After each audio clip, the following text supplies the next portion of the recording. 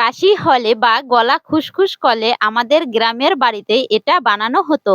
এটাকে বলে আদার ঝঙ্কি। আগেকার দিনে খুব কম মানুষই ওষুধ খেত। ঠান্ডা লেগে জ্বর হলে দুধ হলুদ আর কাশি হলে আদা গুড়ের ঝঙ্কি খেত। তারা আদা আগুনে পুড়ে খোসা ছাড়িয়ে ঝঙ্কি তৈরি করত।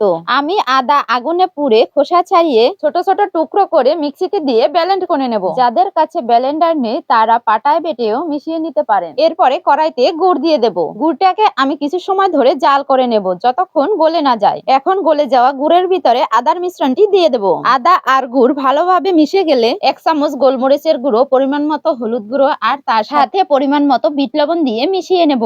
এটা ততক্ষণ পর্যন্ত রান্না করতে হবে যতক্ষণ পর্যন্ত এটা আঠালো না হয়। এটি শক্ত হয়ে যাওয়ার আগে গরম থাকতে এটার একটি আকার দিতে হবে। আমি এখানে ছোট ছোট পিস পিস করে কেটে নিয়েছি। এখন একটি এয়ার কন্টেনারে ভরে অনেকদিন সংরক্ষণ করে রাখতে পারবেন। ভিডিওটি ভালো লাগলে একটি শেয়ার দিবেন।